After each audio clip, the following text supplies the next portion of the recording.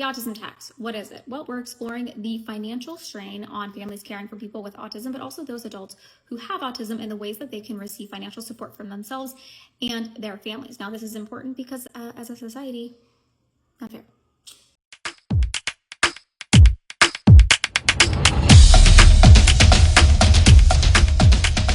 Hey special family, welcome back to another Fairies reaction video. So now I've learned something called the autism tax. What is this autism tax? Because this is my first time hearing this term too. We're on a learning streak this week. What is the autism tax? Let's take a look. The autism tax, what is it? Well, think pink tax, right? The ways in which we're taxed for being women. The same can be said for people with autism or for people raising or caring for people with autism. Before I dig into this topic though, I want to make one really big disclaimer. We are not talking about the burden of caring for people with autism. Do I feel a burden for being a woman? No, but it's a reality. The pink tax is a reality, just like the autism tax or the ADHD or neurodivergent or special need tax is a reality. Parents who are raising children with special needs or higher support needs like autism ultimately end up spending money on things that people whose families don't face these types of issues have to. So let's dig into these numbers. There are so many categories that I could begin in, but let's start with therapies, occupational therapy, speech therapy, ABA, physical therapy. Let's talk about medical care, specialists, developmental specialists, neurologists, neurosurgeons, psychologists, psychiatrists, right? All of that is generally much more expensive under any insurance. Our out-of-pocket max was $9,000. We spent it all. That's not deductible. No, we spent our out-of-pocket max. That's one category, medical and therapy expenses. But then you also have the things that you need for your home, safety and adaptation resources. We were looking at a cubby bed. Thousands of dollars, just the equipment that we spend in our home alone to make sure that it is safe for our child from locks to baby gates, incredibly expensive, right? Some of it is custom, some of it we couldn't find, so we had to have built. That's not cheap. Potentially lost income. If one parent needs to stay home because they're not able to find the specialized care for their child, that is lost income. The education that we truly need for our children, we cannot find in the public school system. As much as the public school system would like to say that they can provide it, and honestly, I think as much as the individual human can try, there's a systemic failure that we can go into later.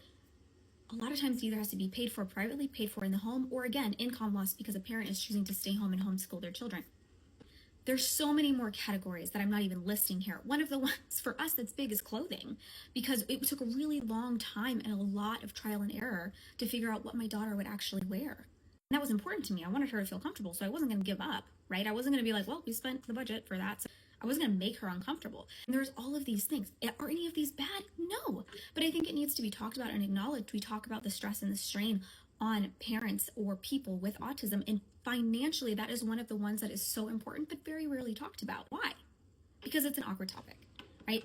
It is an awkward topic, just like the pink tax is an awkward topic. Anything about money is an awkward topic. But in the next few videos, what I do want to talk about are ways that you can help lower that autism tax, if you will, right? There are so many not well-known grants, lifetime grants, ways that you can apply for aid, whether that be Medicaid through your state, a Medicaid waiver if your income is over the amount, whether that be private grants. There are so many funds out there that provide a certain amount. There's one that provides $5,000 and then another one that provides $10,000 for the life of the child. These are all things that are so hard to find, especially when you're in the trenches. So let's make that information a little bit more accessible in this series that we're going to call the autism tax.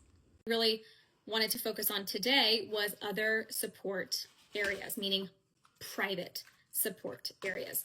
These can include grants, and specifically these could be nonprofit grants. So let's talk about some nonprofit grants that exist. Those are the savings accounts that exist. But let's move to the private side. What are the grants that exist for families raising children with autism special needs? One is the Autism Speaks Family Service Grants. These are up to $1,500. Excuse me, I'm looking at my iPad so I don't get any of this wrong. AA Helping Hand up to $1,000. Today is anywhere from $100 to $5,000. Again, these are for qualifying medical or care expenses for a child with autism. The United Healthcare Fund is $5,000 a year up to $10,000 for the life of the child. First Hand Foundation is $2,500 to $5,000. And again, ABLE accounts are $18,000 to $19,000 a year with funds that grow tax-free. When are you done? Almost finished. If it would be helpful, I can put a summary of all these resources on my website in a downloadable like PDF, so you can see both like the federal or public resources as well as the private or nonprofit resources that exist for families of children with special needs. Obviously, this isn't going to address. Hello. This isn't going to address all the issues. This isn't necessarily even going to address everything that your family might need in a month-to-month period, but a little bit does go a long way, and it's important to know that these resources do exist, again, for qualifying expenses.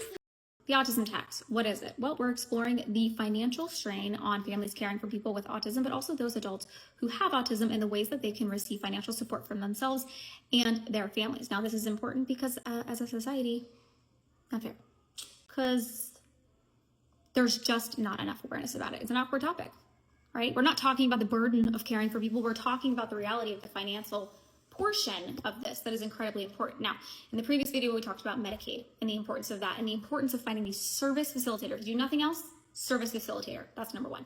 Number two, ABLE accounts, ABLE, go Google it. They are tax-free savings accounts. Think a college savings account, a 529, right? It's a 529A.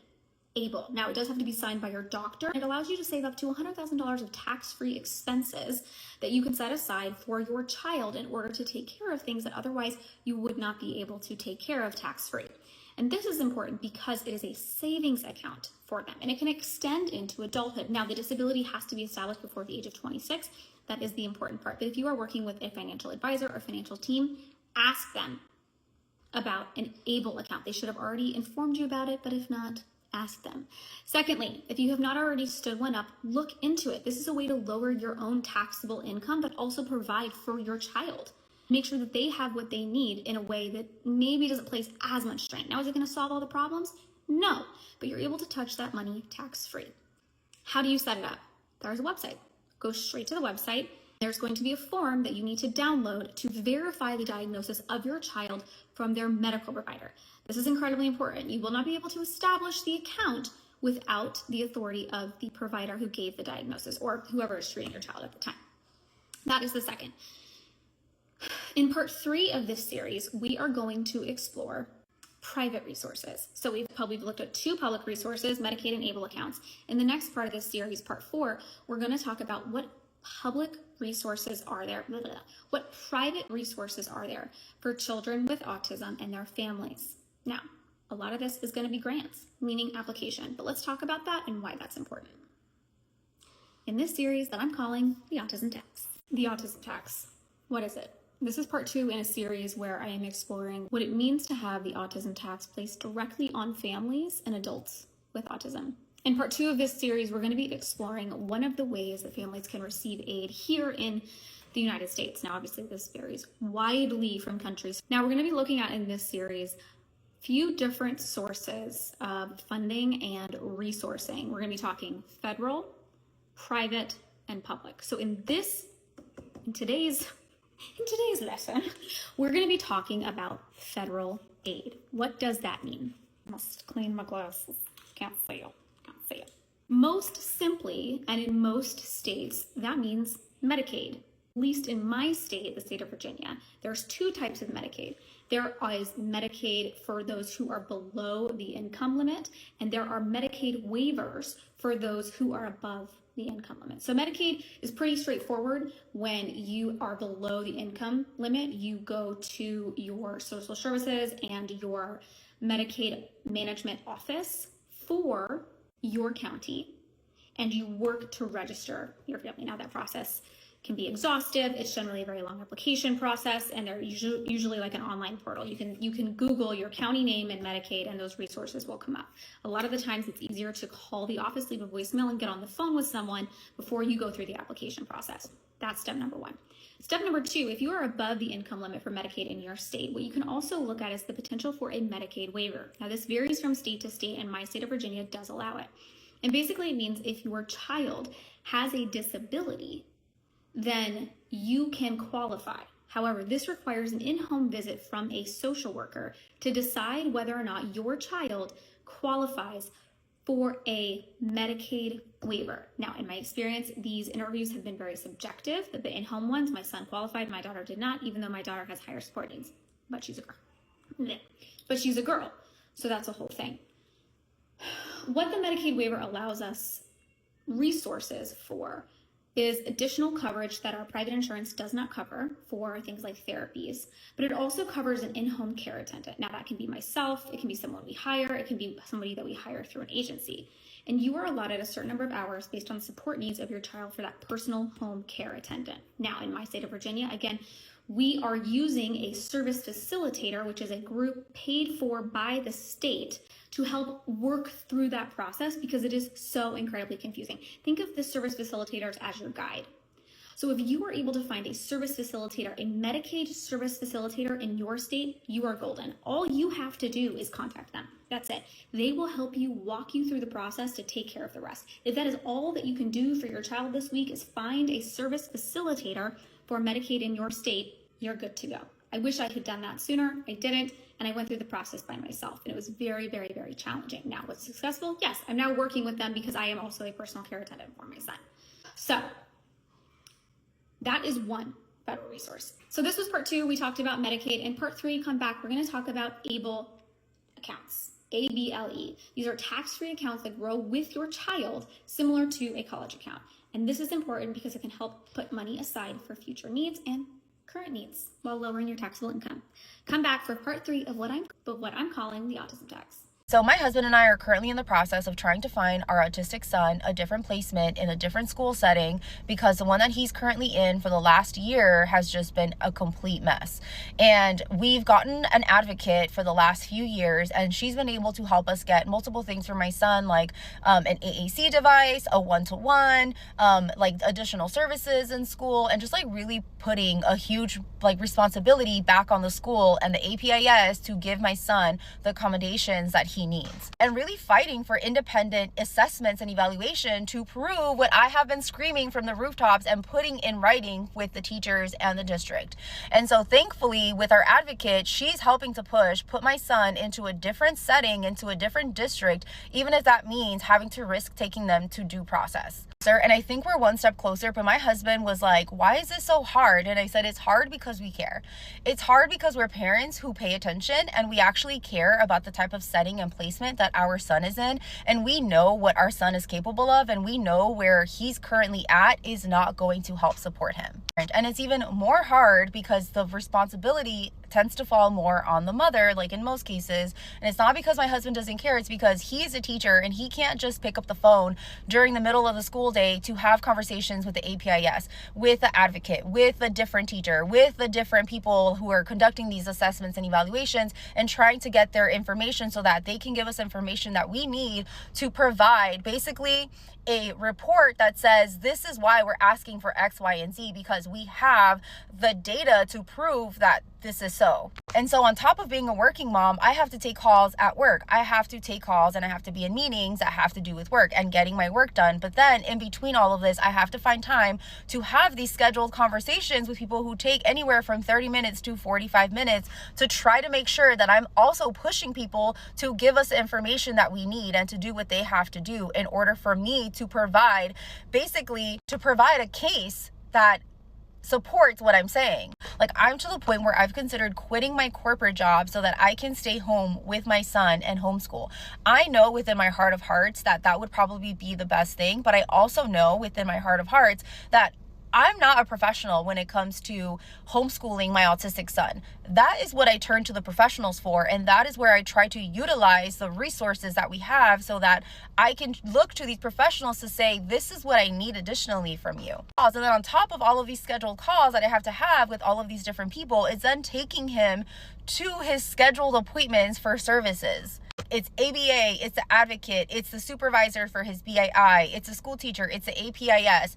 It's like a million different people that I have to try to communicate with. Tax, and someone recently said that there's an autism tax in the same way that there's a woman's tax for working, being a working mom. And when you add a disability and having a disabled child on top of it, really on top of your own disability, like in my case where I have ADHD, oh my God, it's exhausting. But all I know is every day I wake up and I think, I can't do this anymore, but somehow I put that thought behind me and I literally just start doing what I need to continue doing to make sure that I'm providing my son with the best resources that he can have. ADHD and autism have hidden costs to living with them. It's called the ADHD tax or the neurodivergence tax. It means that you're paying more in late fees, you're paying more in interest, you're paying more for your mortgage, your car payment. The more that you fall behind in these things, the less your money's worth. If I go into a car store and somebody with good credit goes into a car store and we both buy the same car, I'm going to end up paying thousands of dollars more for the same car, even if it's over the same period of time often, because my credit score has been damaged from years and years of executive function problems, of PDA, of not being able to take advantage of the same systems that a neurotypical person is built for. This isn't by mistake, this is by design. The same way that the alcohol industry profits most off of 10% of its buyers, the credit industry profits most off of neurodivergent people. The ways that we get pushed down, the ways that we're taken advantage of, make life harder. And it makes employment harder. ADHD people and autistic people excel in many ways, and one of them is being an entrepreneur, being able to self-start, being able to be motivated to work for yourself instead of going out there and being scrutinized day after day, working for somebody else, working to send their kids to college, working to buy them a yacht, whatever. What we want to do is start a movement where we're concentrated on leveraging our neurodivergent traits for us instead of for them. It's complicated, it's work, but it's work that you're going to put in for you. So I hope you have learned what the autism tax is, because I have too. Now today I know what autism tax is. And let me know in the comment section below if you would like to add anything to this video, and I'll catch you in the next one. Bye.